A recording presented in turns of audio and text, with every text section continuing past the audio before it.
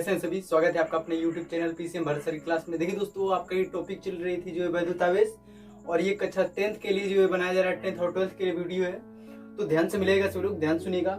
वैद्युत आवेश में आपको बता देते हैं कि वैद्युत आवेश का सबसे पहले पता किसने लगाया था। सबसे पहला क्वेश्चन यही है कि वैद्युत आवेश का पता सबसे पहले किसने लगाया था। ये बार बार जो है रेलवे के क्वेश्चन में पूछा जाता है कि वैद्युत आवेश की खोज करता है या वैद्युत आवेश का पता सबसे पहले किसने लगाया था। तो नाम याद रखिएगा, उनका नाम है थेल्स। थेल्स नाम के साइंटिस्ट थे। वैद्युत आवेश का सबसे पहले जानकारी किसको थी? थेल्स को। थेल्स को जो वैद्युत आवेश का पता सबसे पहले चल गया था, और इनके 2000 वर्ष बाद, 2000 वर्ष बाद, कितने वर्ष बाद? 2000 वर्ष, काफी बड़ा ईयर होता है। इनके खोज की, इनके पता के 2000 वर्ष बाद जो है अगले साइंटिस्ट आए जिनका नाम था गिलबर्ट। कौन? गिलबर्ट।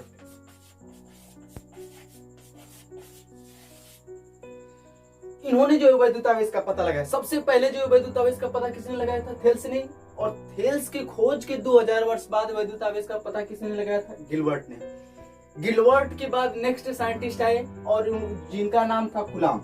इनका नाम क्या था?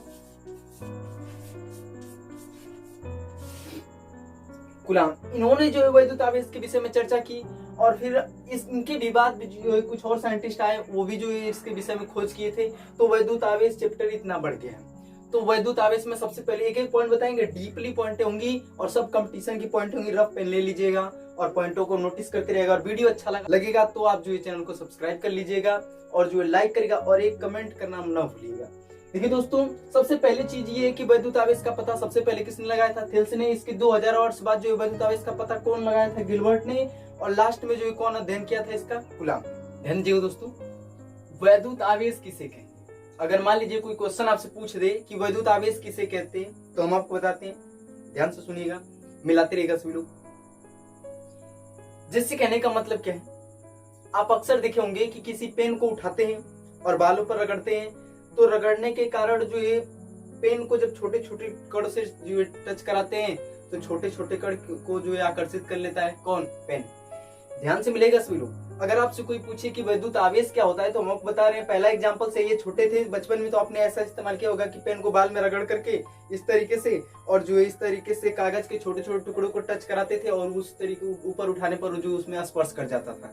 तो कहने का मतलब क्या है, अगर आपसे कोई पूछ दे कि वो क्या हुआ, वहां पे जो प्रक्रियाएं हुई वो कौन सी प्रक्रिया हुई, तो ध्यान से मिलेगा सभी लोग, समझते रहेगा, हम आपको बताते हैं। तो सबसे पहली चीज ये है कि वो वैद्युत आवेश का गुण है। वो गुण क्या कहलाया? वैद्युत आवेश। किस तरीके से अब उसको परिभाषित करेंगे, सुनिएगा। जब दो वस्तुओं को रगड़ते हैं, जब दो वस्तु क्या करते हैं? रगड़ते हैं, तो उन वस्तुओं के अंदर कुछ अतिरिक्त गुण आता है। इस गुण को क्या कहते हैं? वैद्युत आवेश। आपको एक एक बेसिक परिभाषा बता रहे हैं, ये पहले की परिभाषा है। प्राचीन परिभाषा यही बनी थी कि जब दो वस्तुओं को रगड़ते हैं तो उनके अंदर जो है कुछ छोटी छोटी वस्तुओं को अपनी तरफ आकर्षित करने का गुण आ जाता है, जिसे क्या कहते हैं? वैद्युत आवेश। जब दो वस्तुओं को रगड़ते हैं तो उनके अंदर छोटी छोटी वस्तुओं को अपनी तरफ आकर्षित करने का गुण आ जाता है, इसे क्या कहते हैं? वैद्युत आवेश। ये पहले की परिभाषा है। लेकिन दोस्तों, मॉडर्न परिभाषा क्या बनी? ध्यान से सुनिएगा, मिलाते रहिएगा। ध्यान दीजिएगा दोस्तों, वैद्युत आवेश की बहुत सटीक परिभाषा है कि जब कोई पदार्थ इलेक्ट्रॉन का त्याग करता है तथा अन्य पदार्थ इलेक्ट्रॉन ग्रहण करता है, जब कोई पदार्थ इलेक्ट्रॉन का त्याग करता है तथा अन्य पदार्थ इलेक्ट्रॉन ग्रहण करता है, तो इलेक्ट्रॉन का त्याग करना या इलेक्ट्रॉन का ग्रहण करना, इन दो वस्तुओं के बीच कुछ अतिरिक्त गुण आती है। मतलब जब किसी वस्तु के अंदर से इलेक्ट्रॉन निकलता है या अन्य किसी वस्तु पर इलेक्ट्रॉन पहुंचता है, तो उस वस्तु के अंदर कुछ अतिरिक्त गुण आते हैं। अतिरिक्त गुण किसके कारण आता है? जो इलेक्ट्रॉन के स्थानांतरण के कारण, इलेक्ट्रॉनों के स्थानांतरण के कारण ये अतिरिक्त गुण आता है। तो इसी गुण को जो है क्या नाम दे दिया जाता है? वैद्युत आवेश। तो वैद्युत आवेश जो होता है वो एक प्रकार का गुण है, और जब कोई पदार्थ इलेक्ट्रॉन का त्याग करता है तथा अन्य पदार्थ इलेक्ट्रॉन ग्रहण करता है, तो उनके अंदर जो अतिरिक्त गुण आ जाता है, उसे क्या कहते हैं? वैद्युत आवेश। देखिए दोस्तों, वैद्युत आवेश दो प्रकार के होते हैं। मतलब कहने का क्या है, एक इलेक्ट्रॉन त्यागने वाला होता है और दूसरा कौन होता है? इलेक्ट्रॉन ग्रहण करने वाला। तो समझी गए होंगे कि आवेश कितने प्रकार के होते हैं? दो प्रकार के। पहला होता है धन आवेश और दूसरा होता है ऋण आवेश। अगर आपसे कोई पूछे कि जो है आवेश कितने प्रकार के होते हैं, तो आवेश दो प्रकार के होते हैं। पहला होता है धन आवेश और दूसरा क्या होता है? ऋण आवेश। एक एक पॉइंटों को सुनते रहिएगा। धन आवेश किसे कहेंगे? जो इलेक्ट्रॉन का त्याग करे, जो इलेक्ट्रॉन त्यागे वो धन आयन, और जो इलेक्ट्रॉन ग्रहण करे वो क्या कहलाएगा? ऋण आवेश। तो मतलब कहने का क्या है, धन आवेश और ऋण आवेश नाम किसने रखा ये भी आपको बता देते हैं। एक साइंटिस्ट थे जिनका नाम था बेंजामिन फ्रैंकलिन। बेंजामिन कहीं कहीं लिखा होता है, लेकिन एक चीज आपको ध्यान रखना है, उनका नाम है बेंजामिन फ्रैंकलिन। और उन्होंने जो आवेश को दो भागों में विभाजित किया, पहले का नाम दिया धन आवेश और दूसरे का नाम क्या दिया? ऋण आवेश। धन आवेश किसे कहेंगे? जो इलेक्ट्रॉन का त्याग करता है, वे परमाणु या वे पदार्थ जो इलेक्ट्रॉन का क्या करते हैं? त्याग करते हैं, उन्हें जो क्या कहते हैं? धन आवेश।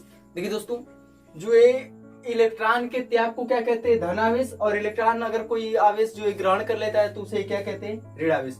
मतलब कहने का क्या है, जब कोई पदार्थ इलेक्ट्रॉन का त्याग करता है तो उस पदार्थ को जो है धनावेशित पदार्थ कहते हैं, और उस पर जो आवेश आता है, जो आयन आता है, उसे धनायन कहते हैं। मतलब जैसे सोडियम है, तो आप जानते हैं सोडियम का 11 होता है परमाणु क्रमांक। मान लीजिएगा एक इलेक्ट्रॉन त्याग देगा तो इस पर एक प्लस आ जाएगा, तो इसमें 10 बचे। तो मतलब कहने का क्या है, इस पर जो जब कोई परमाणु अपने अंदर से इलेक्ट्रॉन त्यागता है तो उस पर जो आवेश आता है, जो चार्ज आता है, उसको कहते हैं कि धनावेश है। उसी तरीके से अगर मान लीजिएगा कोई दूसरा परमाणु है, मान लीजिएगा यहाँ पे क्लोरीन है, तो आप जानते हैं क्लोरीन के ऊपर नेगेटिव होता है 17 होता है, जो अपना एक इलेक्ट्रॉन ग्रहण करके कितना बना लेता है? 18 अक्रिय संरचना। तो कहने का मतलब ये है कि जब कोई परमाणु इलेक्ट्रॉन ग्रहण करता है तो उसके ऊपर जो आवेश आता है उसे क्या कहते हैं? ऋण आवेश। अगर एक चीज याद रखिए, अगर धन आवेश का चिन्ह है तो उसके अंदर इलेक्ट्रॉनों की कमी होगी, और अगर ऋण आवेश का चिन्ह है तो इलेक्ट्रॉनों की क्या होगी? वृद्धि। मतलब अगर 2 धन है तो 2 इलेक्ट्रॉन की कमी, अगर 3 धन है तो 3 इलेक्ट्रॉन की कमी, और अगर 1 नेगेटिव है तो 1 इलेक्ट्रॉन की वृद्धि, 2 नेगेटिव है तो 2 इलेक्ट्रॉन की वृद्धि, 3 इलेक्ट्रॉन जो है नेगेटिव है तो 3 इलेक्ट्रॉन की वृद्धि। ये होता है रूल। अब देखिए दोस्तों, इलेक्ट्रॉन का सिद्धांत क्या होता है? इलेक्ट्रॉन का सिद्धांत ये होता है कि जब किसी परमाणु से इलेक्ट्रॉन निकलता है, मतलब कि कहने का क्या है, सोडियम से मान लीजिए परमाणु निकला, तो सोडियम से निकला तो सोडियम में परमाणु की क्या होगी? इलेक्ट्रॉनों की क्या हो जाएगी? कमी। मतलब कहने का इसके पास 11 इलेक्ट्रॉन थे, 11 इलेक्ट्रॉन, और मान लीजिएगा 1 इलेक्ट्रॉन त्याग दिया तो 1 तो प्लस आ गए।